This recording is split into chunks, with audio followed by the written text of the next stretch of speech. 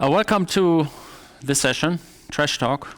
It's about memory management in the JVM. And the first question that I have for you is, who is a specialist in garbage collection here in the room? Because then you're in the wrong session, right? So you have to leave. Because I'm not a specialist in garbage collection too. So just to make that clear. This is an overview session, not an in-deep or deep dive garbage collection talk. Then the next thing is, who is tuning his garbage collection in production? Okay. Who's just using the standard garbage collector? Okay, that's good, because that means the JVM people did a good job, right? So my name is Gerrit Grunwald. I'm working for Azul as a senior developer advocate. I'm also running a Java user group. And GeeCON is a hell great conference, isn't it? Yes. So, memory management in the JVM. It's automatic, right? So why care? Right? So most of you said you just use the standard and it seems to work, which is fine. But garbage collection or memory management has an impact on the performance of your application, the responsiveness, and also on the requirements on your system where you run it on. So it is not really unimportant. And you should at least have some basic knowledge about it, especially about the garbage collectors that are in the JVM. Because we just don't have one, we have a couple of them. They do different things, and sometimes it helps if you know what they do and where you can use them for, okay? So this is very basic, how it works in the JVM related to memory. So we have the so-called stack frames, and they are bound to threads. That's the stuff that you see on the left side. And they shrink and grow dynamically. So there's no garbage collection there. And there's only local access. So that means this stuff is thread safe. And usually what we save there is primitives and references. That's going to the stack, right? And if you get a stack overflow, that means you run out of stack memory. And then you have the heap. There we store the objects. This is the shared space. So that means it's not really thread safe. And there we do the garbage collection stuff. If you run out of memory here, you get a out of memory exception. And then we have the meter space. And the meter space more or less takes all the stuff that the JVM needs when it works with classes. So we don't look into that. Okay? If we take a look at code, and this is just a very primitive example, then how does this relate to the stack and heap stuff? Right. So first of all, we have the stack, which is bound to the thread for this application. And then you see the references for these person objects, okay? And also for the list of persons. And now if we take a look at the heap, in the heap now we have the objects, the actual objects of these references. And the references, they point to these objects in the heap. This is the basic principle. So the stack references, these are the root objects, one of the root objects for the garbage collector. Because there it starts and it points into the heap. And then in the heap, you see the list object points to all the objects because it has references to these objects. And sometimes people are wondering that if you keep stuff in a collection and you remove the object, for example, here now we have all the objects are accessible via the stack. If I now set the P1 to null, then it's still accessible via the list, right? So if I would print out P1, it would say null. But if I get it from the list, it's still in there, right? So it's still reachable. That means it's still on the heap and the object is still live, even if you set the object itself to null. And this is a little bit the references now, right? But it's still referenced by the list. This is sometimes people don't get it. Okay, so if I set the list to null, reference is gone, and then only these three in the middle are live. And the rest is so-called garbage, right? So all this red stuff is now garbage, and it's lying around in the heap. It just takes up space, and at some point we need to clean it up because we need the space for new objects. Okay, that's the principle behind the garbage collection stuff in the JVM. Okay. Garbage collection, in principle, what it is, it's a form of automatic memory management. There's also reference counting And for example, if you do Swift, there's an automatic reference counting system, which is a different form of automatic memory management. But this is not what we do here. So we identify and reclaim no longer used memory, so the garbage, and then we make sure that it's efficient, utilize the memory, right? We free it, so the dead objects will be freed, and then we free the user from doing that manually. So do we have C, C++ programmers here in the room? Poor you. Because you have to do it manually, right? So of course there are tools to do that. That's the beauty of Java, you don't have to take care about it, but there are use cases. For example, if you have your application and somehow you figure out some problems and then you throw more CPU on the application, doesn't work. You throw more memory on the application, still doesn't work. That's usually something with the garbage collector that doesn't really work here. And we put the garbage collection in different phases. So first of all, we have to identify all the live objects that are reachable on the heap. This is the so-called tracing. And then we have to reclaim it, so we have to free the dead objects from the heap, free up space. This is freeing. And then we have to periodically compact the heap. So who is old enough to remember Windows 3.11? So you remember this disk fragmentation, defragmentation thing? Yeah, we will see that, because that's exactly what happens. And to get a better understanding, there are basic principles of collectors. This is not the collectors in the JVM. This is basic principles of collecting memory with a garbage collector. And there are so-called non-moving collectors. And you probably heard about mark and sweep, right? So I've wrote a little demo, and I will show you how it works.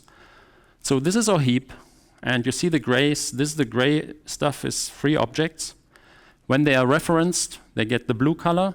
When they get, or when they become dead, when they die, they become purple, right?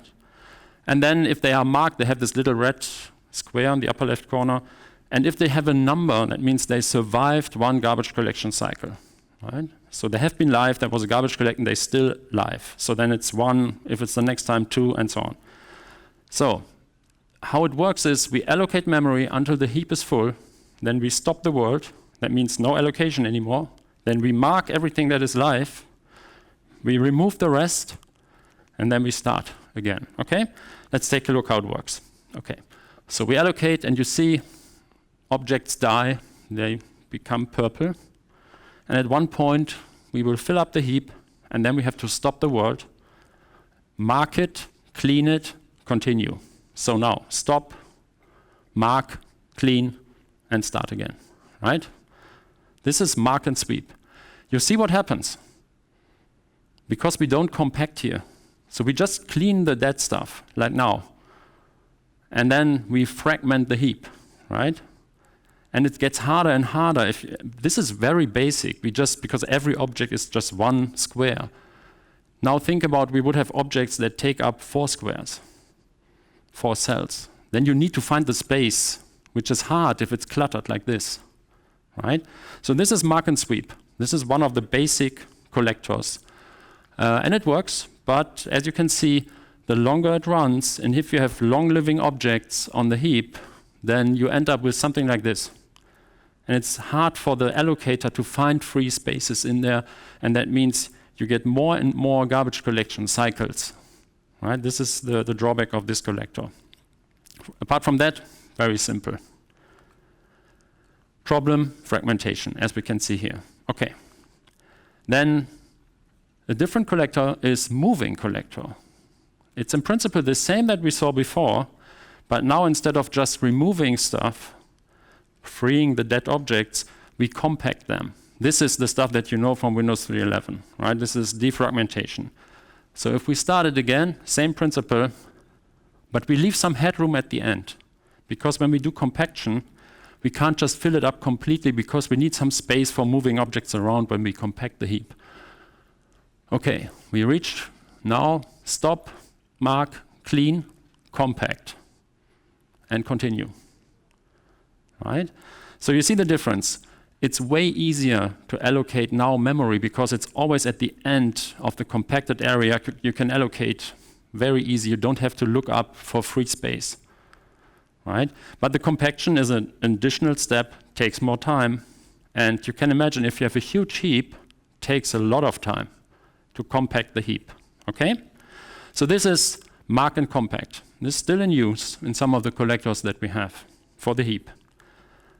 It needs headroom. So that means we can't just fill up the heap completely. It depends on the size. 20 to 50% headroom is needed for the compaction. Okay, this is another principle of doing it. And then there is another moving collector, which is a so-called copy collector, right? Let's take a look at this one. You see already it looks different. Now we have two spaces, the to and the from space. To is always orange here. From is gray. They have the same size. We start filling up the to space with objects. When it's full, we mark the objects that are live. And now we don't remove the rest. We just copy the live objects in the former from space because these spaces will toggle. You will see it in the demo. And then we just have all the live objects in the other side, and then we can just clean up the whole thing. We don't have to check every cell, is it used or not, and free only the dead ones. So let's take a look at this one. So again, same procedure. Objects will be allocated, they will die. Some will be alive. When we fill up the space, now we toggle the space, the to and from, you will see will toggle now. Switch, move everything that is live to the other one, just clean the rest. And again, then we fill up this one, same to the other direction. To and from space, toggle all the time between these two states. You see it's always compacted. Once we copy it over, it's automatically compacted. That makes allocating very fast. That's quite cool. Problem with this collector is, as you can see, we need twice as much memory because we always have to make sure that we can copy, in worst case, the whole thing. The other problem that we have is, just imagine we have very long-living objects. That means objects that live the whole lifespan of the application. You have to copy them every time because they will stay copy, copy, copy, right? Mark and sweep, remember the stuff where we don't do anything, we just clean up the dead objects. Long-living objects will just stay in their place. We don't copy them. Compaction, same problem. We have to compact, we have to copy the stuff or move it in the heap. And here we have to move or copy long-living objects every time back and forth, and that's not very efficient. So that's one of the drawbacks, and the other one is we have twice as much memory that we need to use in the heap. That leads me to the generational collector, which is mark and compact. Generational, the reason for that is scientists figured out that objects die young. That's the weak generational hypothesis. And objects die young, you probably saw this graph. This is not only in Java, this is for all languages. Objects that have been allocated usually die very quickly, and just a few objects live a little bit longer, and then the very few objects live for a long time. So if we know that, that we have long-living, short-living, medium-living, and long-living objects, we can tailor the heap to this problem. And that means for allocating objects, we just create one space, and that's the so-called Eden space. It's small, right? And then for the medium-living, we create a copy collector, where we copy stuff. And then for the long-living, this is a mark and compact collector. Now you see why I explained these three different collector algorithms, because here we use all of them in one. This is a generational collector, and I also have a demo where we can see how it works. The reason why we have the Eden space, you see it's quite small, and we don't need a big space here, because these objects die young, just a few will survive. That means we copy them to the survivor spaces, the copy collector, and then they will move around until they reach a specific threshold. That means they survived, for example, in my demo, it's 3 cycles. Once they survived 3 cycles in the copy collector, they will be moved, or so-called promoted, to the blue area, to nerd space, the old generation. So if we take a look at that, the left part, the yellow part, and the copy collector, this is the young generation.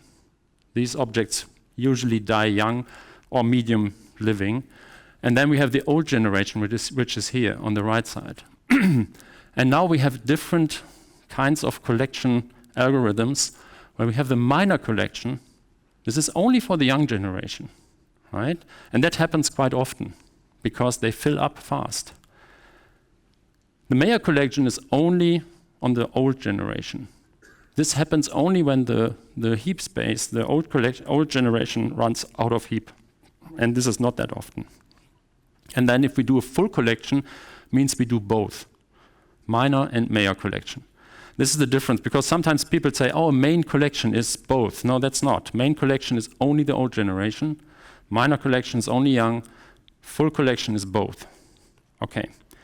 Problem is, and I will come to that in a second, first of all, I show you how it works. And we start it. We collect, or first of all, we allocate, now we collect, mark, move them into the survivor spaces, clean it, and go again, right? And this goes on until the survivor space fills up. And now there is a fast forward pretty soon, because that would take forever. And then you see the copy collector copies back and forth, and if it reaches 3, the next time the object with the 3 will be moved to the old generation. And now we do fast forward. Now you see how this collector works until the heap fills up.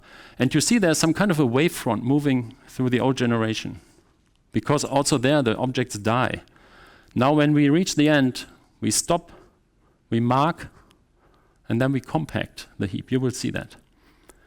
Now, and mark it, clean, compact, and now we copy everything from the young generation into the old one. The reason for that is there might be references from the old to the young generation and from the young to the old. Objects might be references, cross-generational references.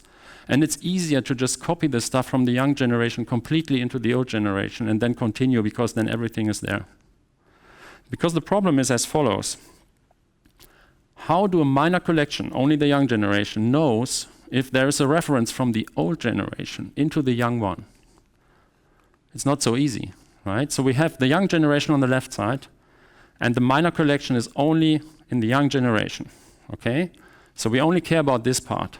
How do we know if there's a reference? In this case, all the references point from the stack, for example, into the old generation, into the young one. We only care about the young, that's all fine. You see we have references from the young and the old, no problem, because when we mark stuff in the young generation, we see the references, that's good. But what about this one? If we have a reference from the old generation back into the young one, how should the minor collector know about this reference? Because he can't see it, right? There's a way to do that, it's so-called card table, or people also talk about the remembered set. So there's a way that the JVM marks in the old generation the cells that have references back to the young one for this specific case. This is only, if you stumble upon that, then you know what it means. Remembered set is always remembering references from the old into the young generation. And then the GC looks up the card table, then it knows, oh, there is a reference, so this cell is also live. I have to mark it as live. Otherwise, it will swipe it or sweep it out, and then it would lead to a memory error, right? So this is the reason we need this card table or remembered set. Okay. That's all easy. That was all serial stuff. We stop the world, we clean it up, we continue with the application. Easy. What about concurrent collection? Concurrent collection means the collector is working. It's marking stuff, copying stuff, compacting. At the same time, the allocator is allocating new memory in Eden and all these things. So how does it work, right? Concurrency is hard. Concurrent marking means the collector marks live objects at the same time where the allocator allocates new stuff. Or the allocator can also remove references. So for example, we have our frame, that's the root, the square on the left side. We start from here. And now we find the first reference and we say, oh yeah, that's reachable. So we mark it as live. Then we go to the next one. Oh, that's reachable, nice. We mark it as live. But before that happens, the allocator now says, you know what? I remove the reference and I create a new one. But the collector already passed that point. That means if you now continue, it will never figure out this lower left circle. That was already, he passed it and said, no, there's no reference here, but now the allocator allocated that one. And suddenly there is a reference. So how should the collector know about it? Right? It's hard, because that would lead to a problem here. In this case, the collector would remove this reference because there wasn't one before.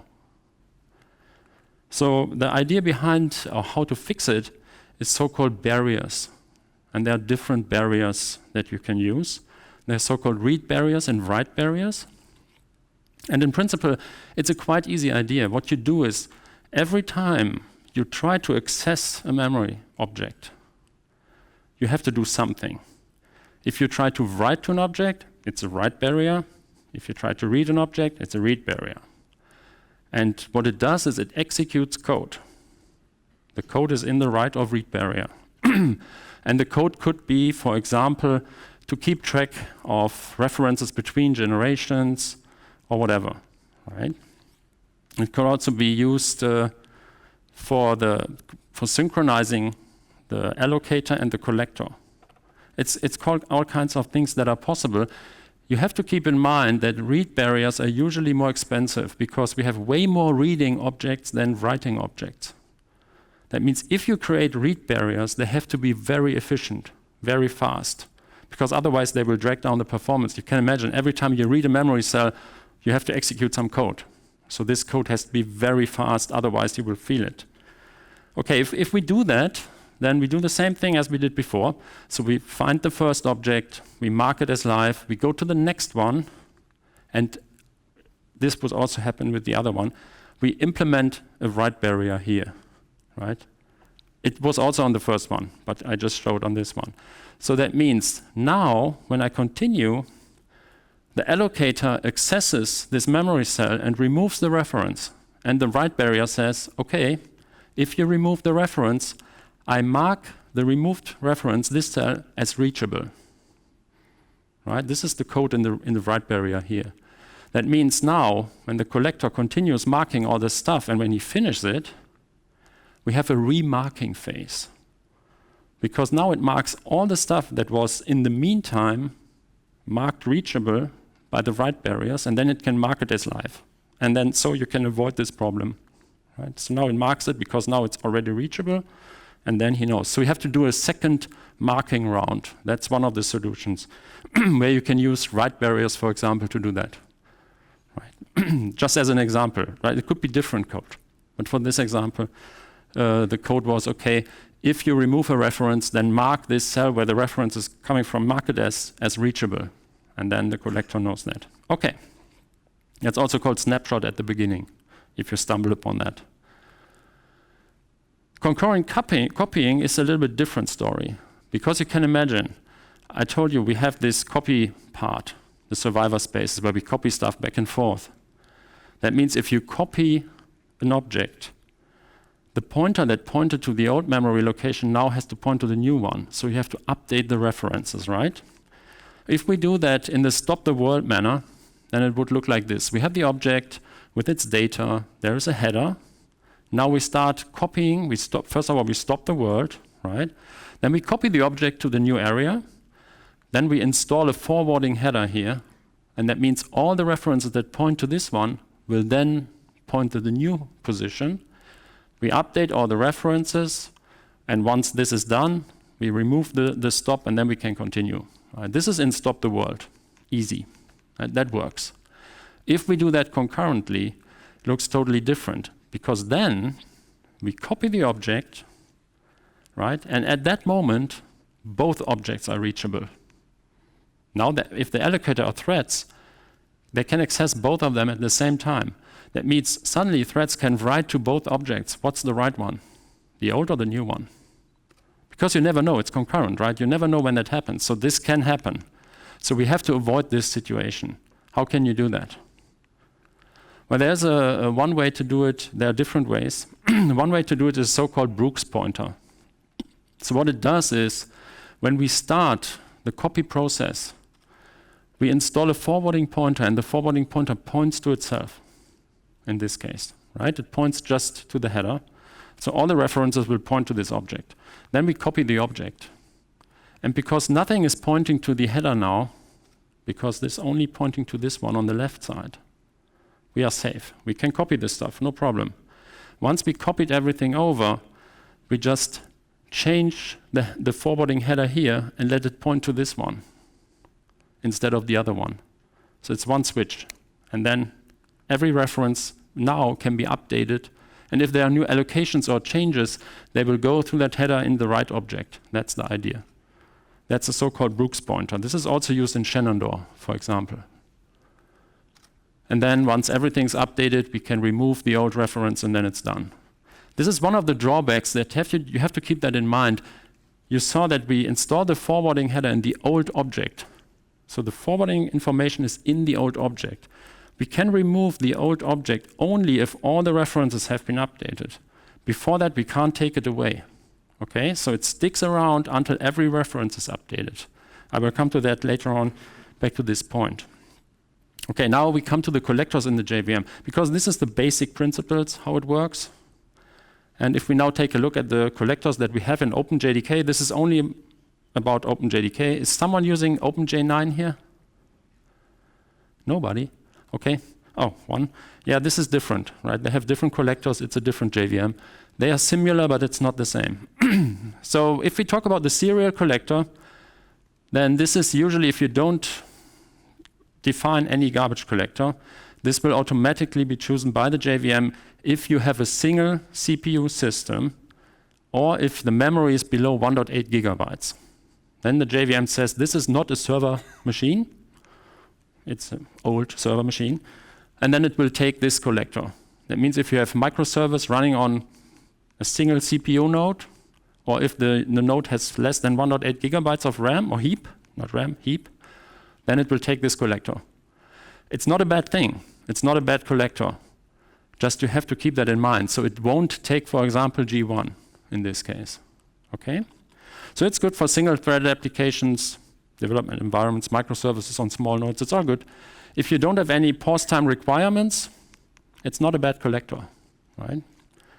Okay, and you can switch it on using this JVM switch in the lower right corner. And it's available on all operating systems. And it is generational. All the collectors in the JVM in OpenJDK are generational. You saw what it means, generational collectors, except Shenandoah. Shenandoah is just one generational, right? So it has just one generation. Okay.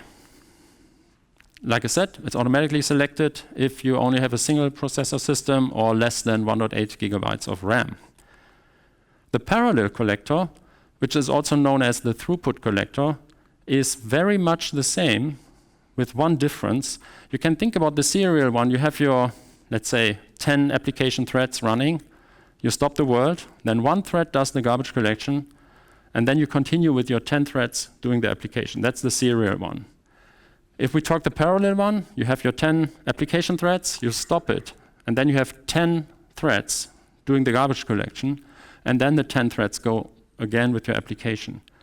So the throughput is defined as the relation between time you spent in garbage collection versus time you spent on application. So this is the fastest collector that we have.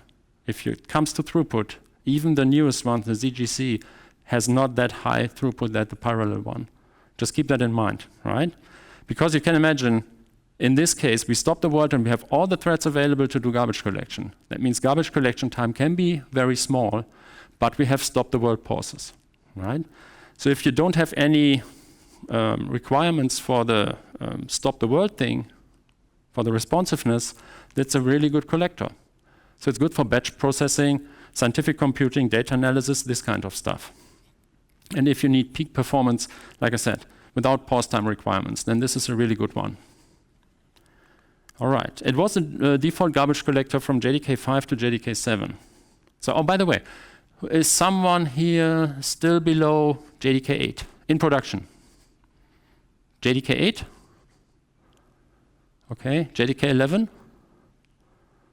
17? 21? 22.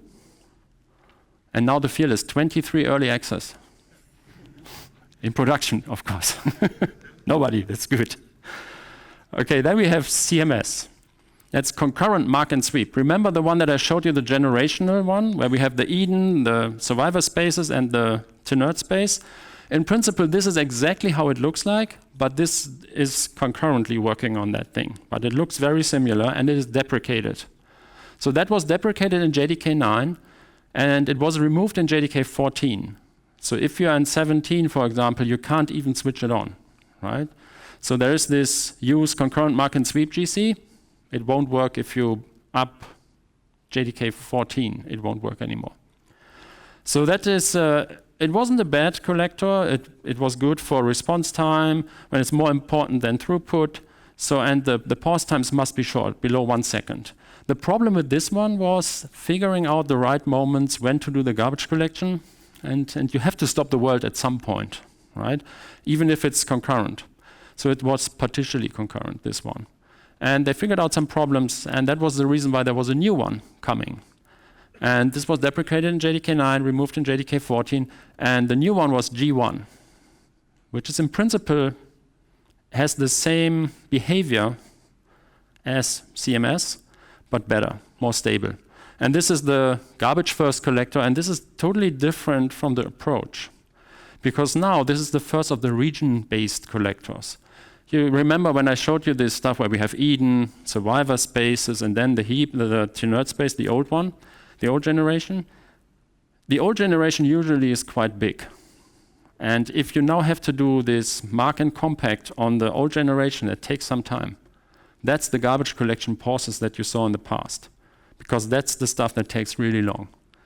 And to get rid of that, they decided, instead of creating these huge massive areas in memory that you have to clean up at once, we split them up in pieces, in regions. And the regions, you see that on the left side, they depend on the heap size that you define for your JVM, right? So if it's smaller than 4 gigabytes of heap, each region is 1 megabyte. And these regions can grow, but they can't shrink. So they can grow a little bit, up to 32 megabytes, and then they will never shrink again.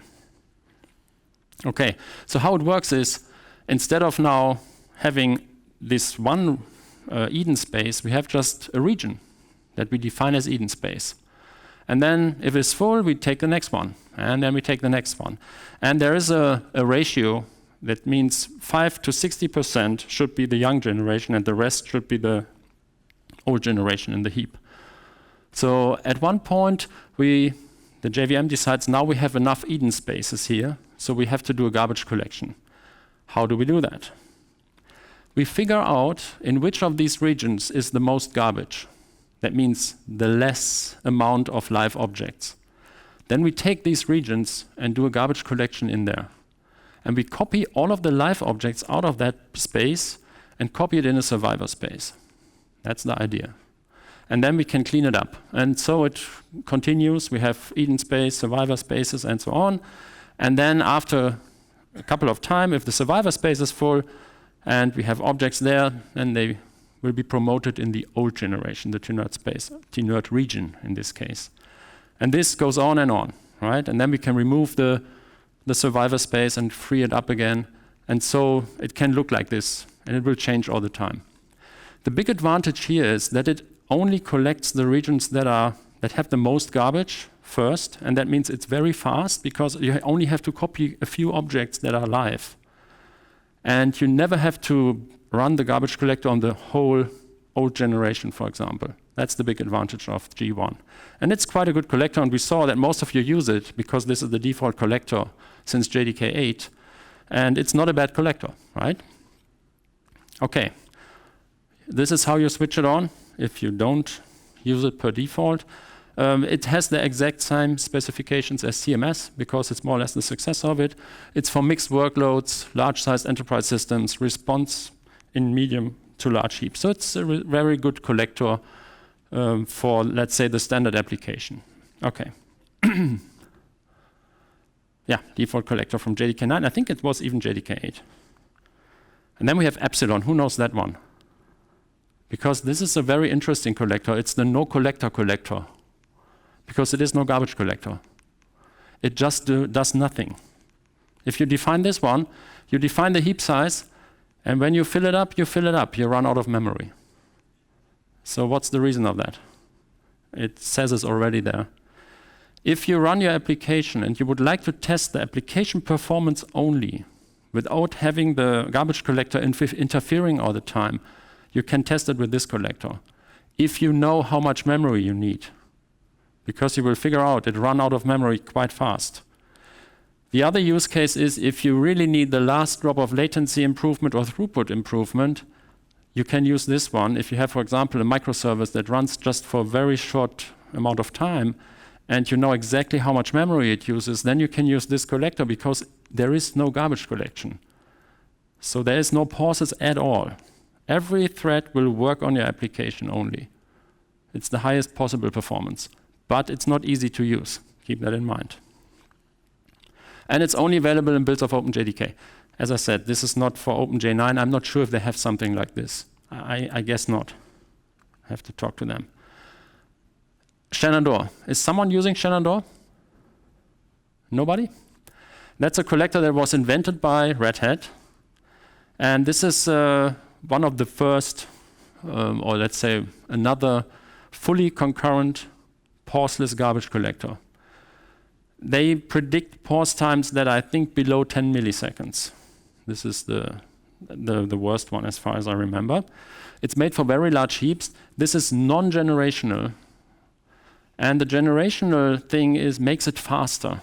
That's the advantage of having a generational collector, right? Remember, because we have this Eden and survivor spaces, we don't have to do the garbage collection in the whole old generation and young generation in one thing. That's the first collectors that I showed you. It was only one space.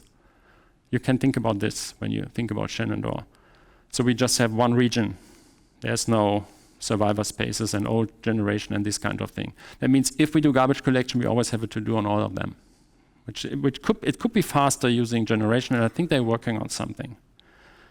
It's made for latency-sensitive applications, large-scale systems, highly concurrent applications. This is a very good collector to do that. But there's more. Oh, it's not available in Oracle JDK. Who's using Oracle JDK, by the way? I don't mean OpenJDK, I mean Oracle JDK. Okay, sorry, you can't use it. Because Oracle decided it's not, or we didn't invent it, so we don't support it. But it is an OpenJDK. That means all other distributions have it, right? But not the Oracle one. You have a little bit of a reduced throughput here because it's a fully concurrent collector. Remember what I said when I talked about the serial and the parallel one, where we have stop the world and then we have all the threads for the garbage collection in the parallel collector. When we do the stuff concurrently, that means we have 10 threads, for example, for the application and for the garbage collector. Right, so you don't have all the threads for your application. That means it will be slower than if you run it on the serial or parallel collector, the application performance, right? But if you need really low latency, then this is the way to go. Then you need a concurrent collector because you don't want to have pauses there. Okay, and this also makes use of this loaded value barrier. This is a read barrier thing. And they also use the Brooks pointer for the concurrent copy stuff. Then we have ZGC, which is the newest one in OpenJDK. And that's a quite interesting collector. It's very similar like the G1 collector, but it doesn't have the survivor spaces, for example. And the latest version is generational. And the non-generational one is already deprecated, so it will go away. And ZGC will become the new default collector instead of G1 in the future, probably. So how it works is very much the same. We have the young generation. We have regions. These regions are not dynamically sized. These regions are bound to the operating system memory pages. So that means if you have Linux and you have transparent huge pages, you should enable them. It helps the collector to make it faster.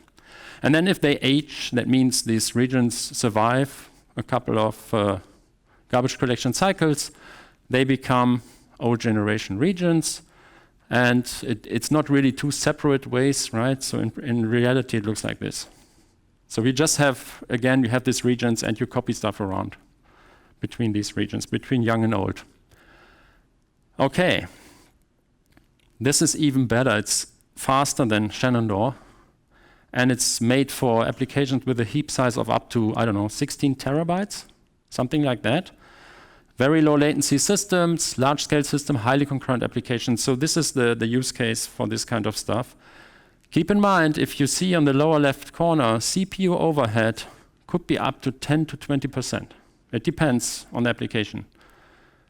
There was a test and there was a blog post from Netflix lately where they mentioned they switched to ZGC, they had big improvements, and they saw a drop in performance of 3%. So, right, could be, I have no idea, this is what I found. So, but again, 3% drop in performance needs, if you run a large-scale application, you have to pay for 3% more to get the same performance as before. Right? This is what it means if you have a drop in performance, okay? So it will become the default collector in the future. The non-generational version is already deprecated. So if you use it, you better use the generational one. It's also faster. Okay, that leads me to the last one, which is the C4, which is from Azure. Yeah, we did it. It's called Concurrent Continuous Compacting Collector. And with this one, I have to go a little bit more in detail because the ZGC collector is a copy of this collector. So we did that already, 11 years ago. And we also did it in hardware, so really on the silicon level. And it's exactly the same algorithm that is used in ZGC for the non-generational version. The generational version in ZGC introduced another barrier, a write barrier, that we don't have. We only have read barrier, only one. And this is very fast. Remember, I told you in the beginning, if you have to execute code every time you access a memory cell, it has to be very fast. And for us, it's one CPU cycle to do this. That's the code that will be executed. It's a so-called test and jump. So we test every time we access a memory cell. We test if it's a reference. We jump to the right position. If it doesn't work, there's a lookup table. I will shortly explain how that works. And everything I tell you now also applies for ZGC. That's the reason why I put it at the end. Okay, if we have a concurrent marking phase in these collectors, then it works differently from, for example, Shenandoah. So what we do is we have garbage collection threads, and they collect the live objects, right? So they mark things, they mark objects in the heap, and they always pass the loaded value barrier, which is the read barrier, every time. So, and let's say the lower right memory cell is not used, right? The collector doesn't find it because it's not used. And now the application thread allocates this one. And now the big difference is that now the loaded value barrier will be triggered by the application thread. And what it does is it does the test and jump. It checks, is this a reference? If yes, jump there. If no, mark it. And then it marks it and pass this information to the garbage collector. And then the garbage collector knows, okay, there is another one. And it doesn't have to do it again. There's no remarking phase that we saw in the other approach where we mark first and then we have to, the write barrier that marked it, and then we have to do a remarking phase to find that one. Here, the application thread will mark it for us. So they work hand in hand. That's the difference here. The allocator and the collector working together in marking objects. That's one thing. So there's no need to remark again. So that makes it faster because every cell has to only be marked once. Okay. The other thing is if we would like to remap stuff, if we have to, we copy things in the heap and then we have to copy all the reference to the new location, right? That's remapping. And in the above area, we see it, how it worked in other GCs. And in the below area, this is how it works in ZGC and in C4. We name it loaded value barrier. If you look it up in ZGC, they name it colored pointers. Same thing, no difference. Okay, how it works is we have the stack frames with the references to the object, okay, in the header. And now we copy the object. I told you in the other versions, we put the forwarding information in the object, in the old object. In C4 and ZGC, we put it in an off-heap memory area. It's always the same space. So it's not in the old object. So why do we do that? The reason is everything can now look up in this off-heap memory page where the new position is and update the references. And let's say there's still one pointing to the old one. And now an application comes and would like to do something here on the old object, would like to access it. So it tries to read the old position and it does the test and jump. It figures out, is it a reference? Jump to the location. Oh, it's not present. Get the new one from here and update the reference for the collector. So that means it works again together with the collector and updates also the references. So both can update references and can mark things. That's the big difference here. So the collector and the allocator work hand in hand, and that makes things way faster. And as soon as all the references have been updated, we can just remove the old object, right? And that's quite fast, because in the above one, we have to wait until all the references have been copied over from the old object. And we don't have to. As soon as we copy the object, we can remove it, because the forwarding information is in the off-heap space and not in the old object.